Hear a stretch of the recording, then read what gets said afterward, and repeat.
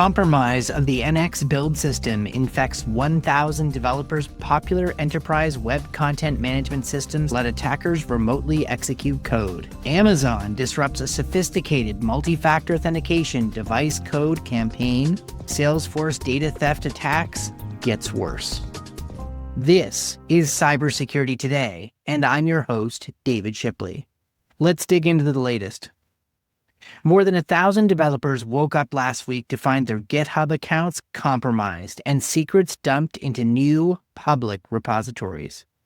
It started with a hijacking of the popular NX build system. Attackers acquired an NPM publishing token and, over the course of a few hours, published malicious versions of the NX package and several plugins.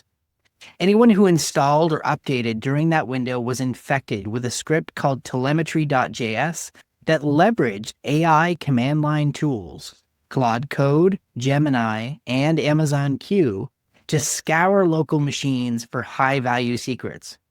Within hours, it harvested GitHub and NPM tokens, SSH keys, application secrets, and even cryptocurrency wallets from more than 1,000 developers, and created public GitHub repositories like, quote, singularity-repository, end quote, in the victim's own accounts, leaking about 20,000 files.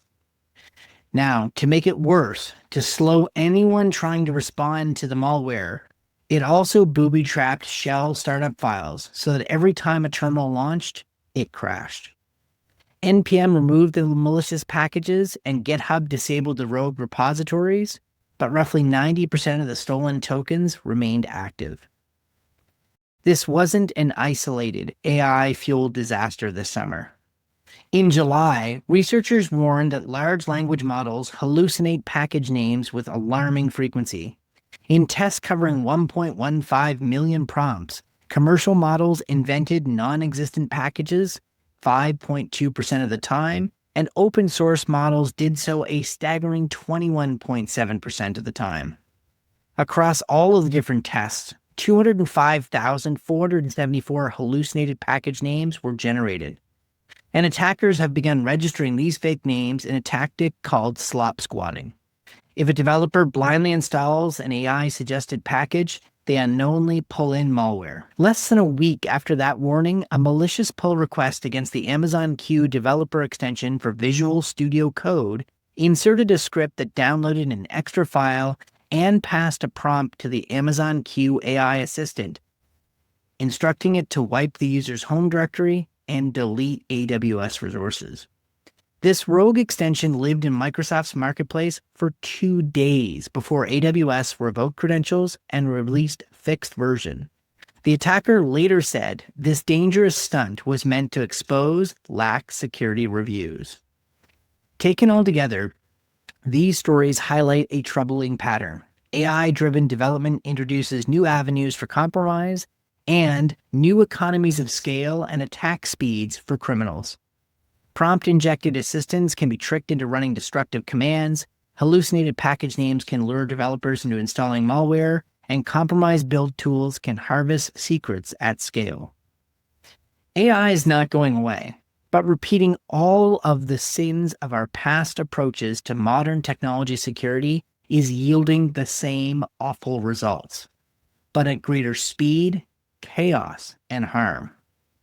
Organizations looking to get the best of AI must implement robust security by design in their development practices, closely looking at tools, dependencies, and processes to prevent as much harm as possible and to react at AI speed when things go wrong.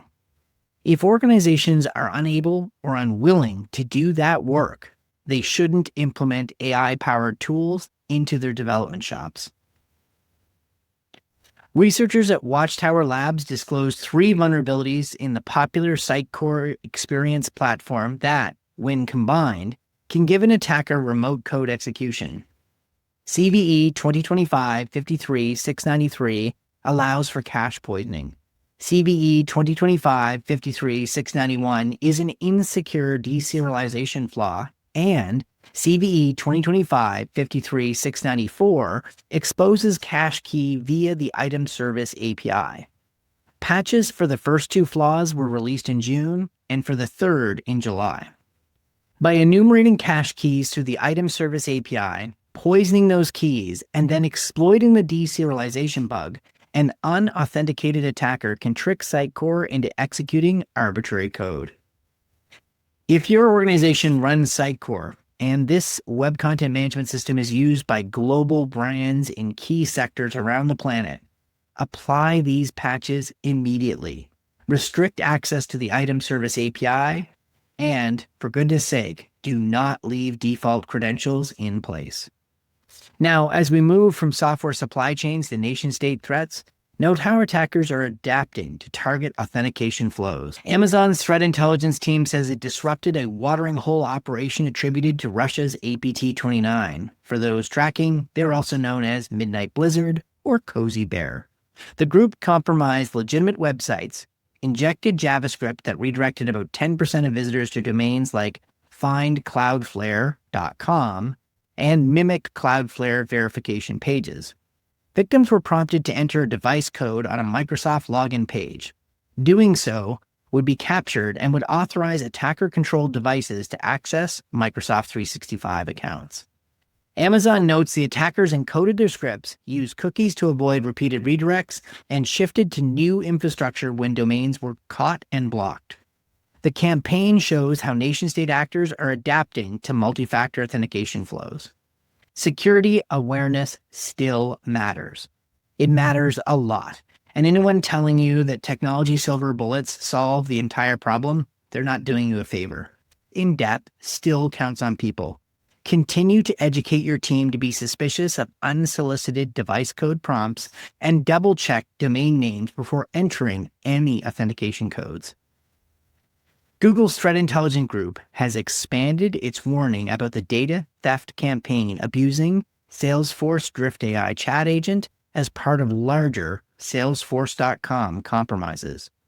Initially, stolen OAuth tokens were used to access Salesforce customer instances, exfiltrating data such as AWS keys, passwords, and Snowflake tokens from at least 700 organizations. But a recent update reveals that some of those tokens were also used to access Google's Workspace. Google has revoked all Workspace tokens associated with Drift, disabled the integration, and notified affected account holders. It now urges all SalesLoft Drift customers to assume any tokens connected to that platforms are compromised. Review every integration with the platform and rotate credentials as needed. SalesLoft has retained Mandiant to investigate, and Salesforce went even further, announcing last week it has disabled Drift integrations across Salesforce Cloud, Slack, and Pardot. This incident is part of a wider wave of Salesforce data theft headache attacks attributed to clusters like Shiny Hunters and UNC 6395.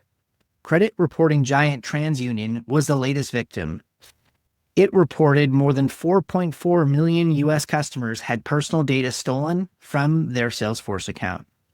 That data included names, billing addresses, phone numbers, email addresses, dates of birth, and even unredacted social security numbers for millions of Americans may now be in the hands of criminals. Bleeping Computer reports the attackers claim to have taken more than 13 million records in total, and the TransUnion breach is linked to the same Salesforce data theft campaigns targeting high-profile organizations such as Google, Farmers Insurance, Alliance Life, Workday, Pandora, Cisco, Chanel, and Qantas. These attacks demonstrate how a single compromised integration can cascade into mass data exposure across many organizations.